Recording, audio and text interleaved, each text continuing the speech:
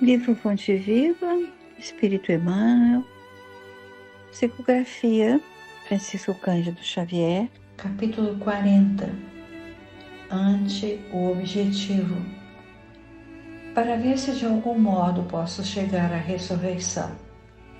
Carta de Paulo aos Filipenses, capítulo 3, versículo 11. Alcançaremos o alvo que mantemos em mira. O avarento sonha com tesouros amoedados e chega ao cofre forte. O malfeitor comumente ocupa largo tempo planificando a ação perturbadora e comete o delito. O político hábil anseia por autoridade e atinge alto posto no domínio terrestre. A mulher desprevenida, que concentra as ideias no desperdício das emoções, penetra o campo das aventuras inquietantes. E cada meta que nos propomos tem um preço respectivo. O usurário, para amealhar o dinheiro, quase sempre perde a paz. O delinquente, para efetuar a falta que delineia, avilta o nome. O oportunista, para conseguir o lugar de mando, muitas vezes desfigura o caráter. A mulher desajuizada, para alcançar fantasiosos prazeres, abdica habitualmente o direito de ser feliz. Se impostos tão pesados são exigidos na terra aos que perseguem resultados puramente inferiores, que tributos pagará o espírito que se candidata à glória na vida eterna? O Mestre na cruz é a resposta para todos os que procuram a sublimidade da ressurreição.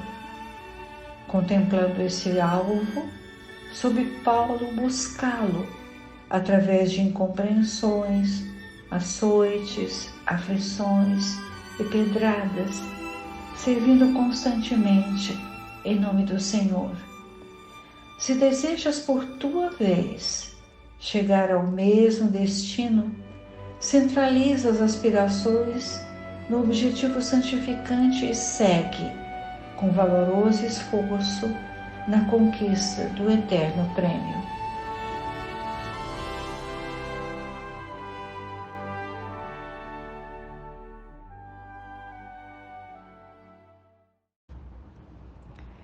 Então vamos iniciar os nossos comentários.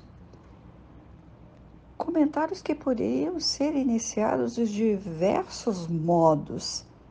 Assim eu penso, em vista do termo que Paulo empregou, ressurreição, que foi um termo que me chamou muita atenção nesse versículo. Que perguntas nós poderíamos fazer? Vamos ver. O que entendemos, estudando o Espiritismo, por ressurreição? Como entendiam os judeus o significado de ressurreição? Jesus falou em ressurreição? Quais os conceitos, as diversas correntes da atualidade, quais os conceitos que empregam para explicar a ressurreição? E ainda, o que Paulo quis transmitir aos Filipenses no versículo 11, para ver se de algum modo posso chegar à ressurreição? E na tradução de João Ferreira de Almeida, ainda ele acrescenta: posso chegar à ressurreição dos mortos. É assim que João Ferreira de Almeida coloca. Quem eram os filipenses? Nós já estudamos quem eram eles em outros capítulos, quando Emmanuel busca versículos da carta de Paulo aos Filipenses. Filipos ou Filipes era uma cidade da Macedônia, ao norte-nordeste da Grécia, distante, portanto, da Palestina.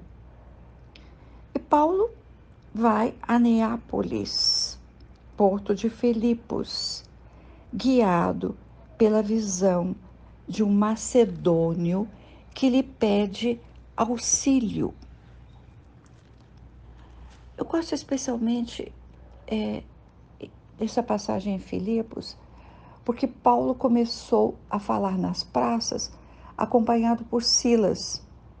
Este nome Silas lembra tanto o assistente de Druso no livro Ação e Reação, que quando Silas orientava com lucidez o André Luiz e o companheiro Hilário. Mas também gosto porque foi em Filipos que Paulo e Silas foram recebidos por mulheres e crianças. Lembramos de Lídia, na residência de quem eles foram hospedados? Depois que fizemos essas lembranças históricas, vamos exercitando as nossas condições de refletir, mesmo que não sejam de maneira cronológica. Bem, os estudiosos do mosaísmo e os tradutores escrevem que para os judeus a palavra ressurreição tinha também o sentido de reencarnação, mais ou menos como entendemos hoje, que é vir novamente a outro corpo. Por exemplo, quando Jesus em certa ocasião diz: "Quem dizem que eu sou? És Elias que voltou." E ele responde: "Em verdade, Elias já voltou e fizeram dele o que quiseram."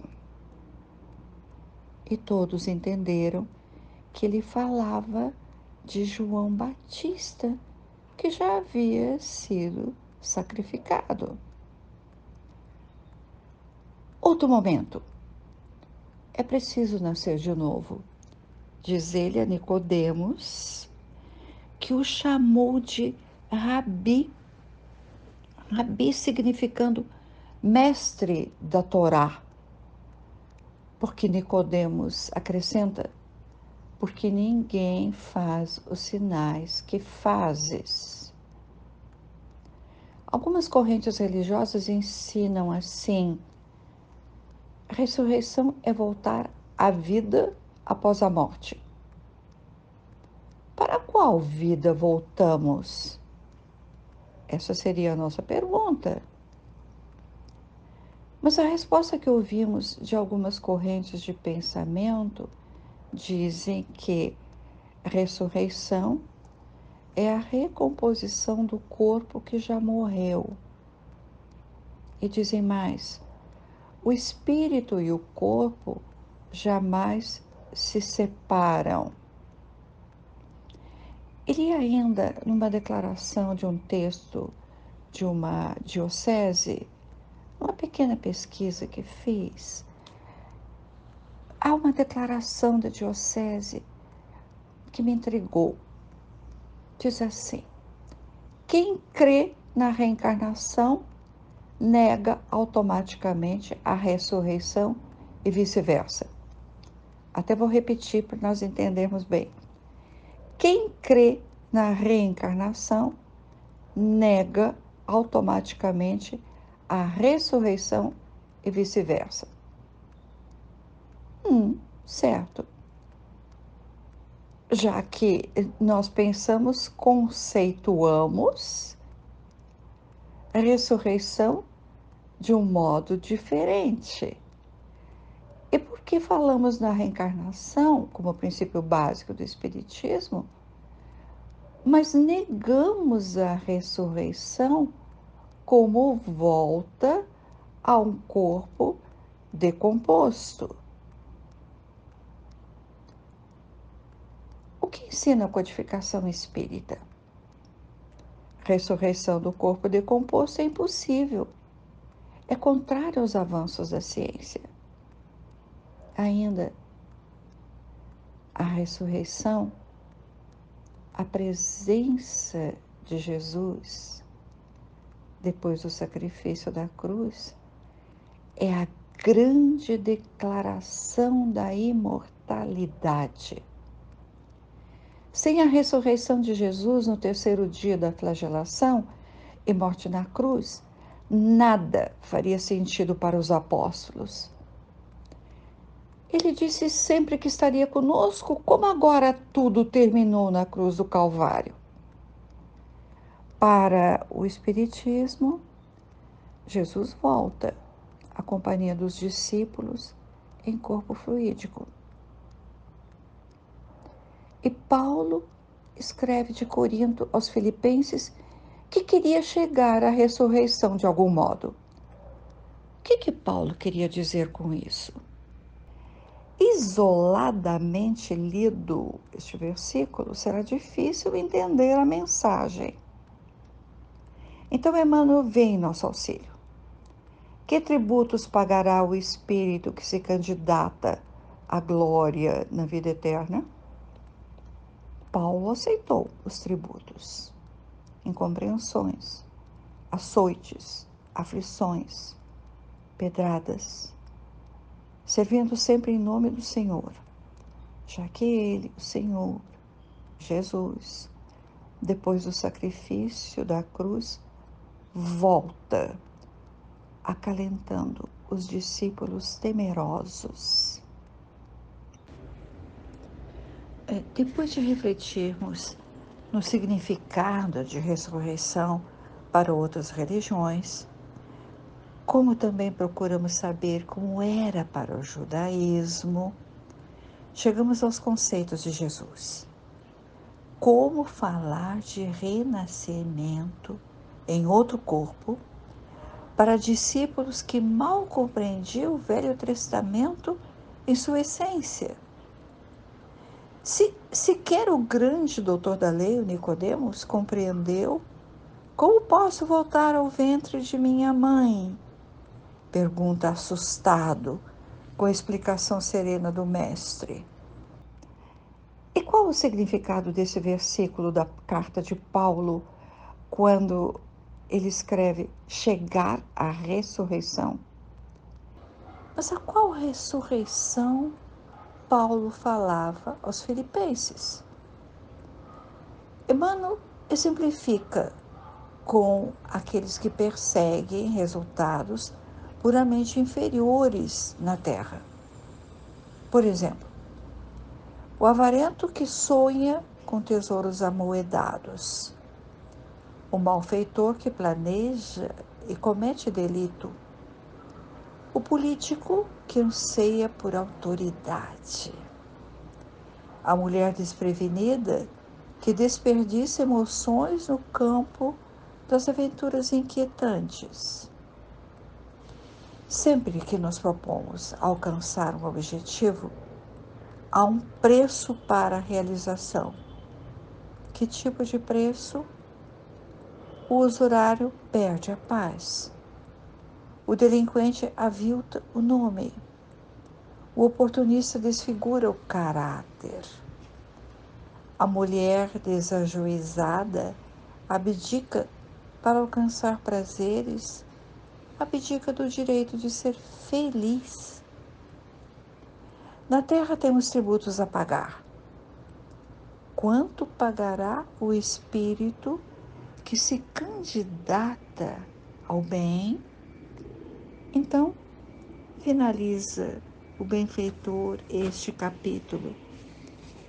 Centraliza as aspirações no objetivo santificante e segue com valoroso esforço na conquista do eterno prêmio.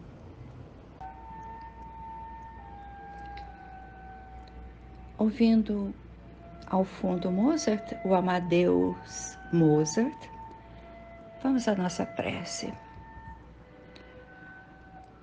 Falamos que nós nos alimentamos espiritualmente